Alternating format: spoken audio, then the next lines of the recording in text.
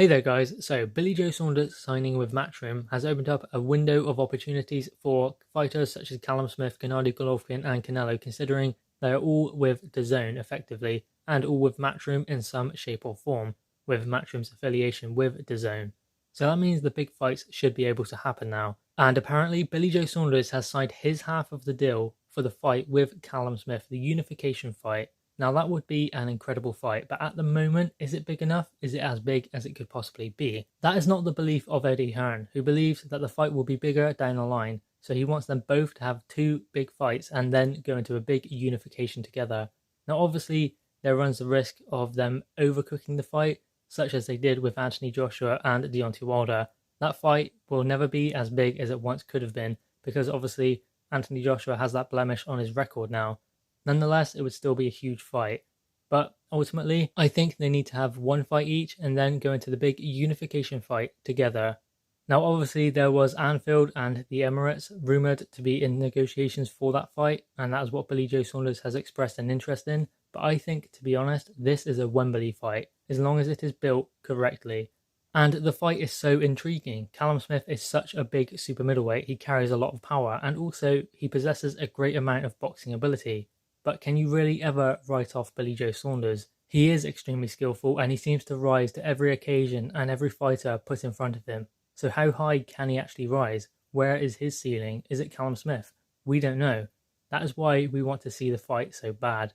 And that is why Billy Joe Saunders is keen to get in there and test himself with Callum Smith. He said when he signed with Matchroom, he wanted to test himself. He wanted these big fights. Callum Smith, Canelo, Gennady Golovkin. He wants to fight these fighters, unify, and see how good he actually is. My guess is that Billy Joe Saunders can rise to any occasion, but ultimately, will Callum Smith be too powerful and too big for Billy Joe Saunders?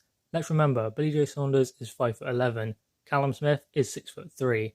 Now obviously you can't go too much on size and weight, because we have seen that in fights such as Anthony Joshua and Andy Ruiz. But in fights like this, it does give Callum Smith a clear advantage in that department. But Billy Joe Saunders, I believe, is a more skillful and complete fighter, which obviously works in his favour. So can this fight happen?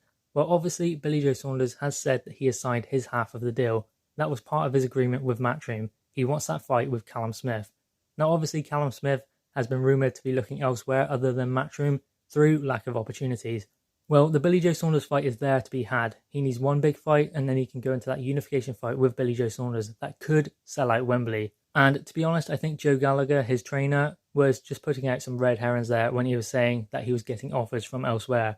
I don't think they will leave Matchroom because all of the big fights are on Matchroom with Matchroom boxers, especially at his weight.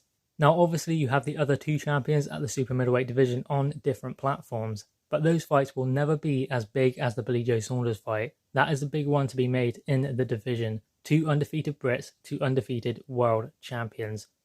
So guys, what are your thoughts on this? Billy Joe Saunders saying he has signed his part of the deal as part of the agreement when he signed with Matchroom. Drop your thoughts in the comments below, click the thumbs up and subscribe if you are new. Thanks guys.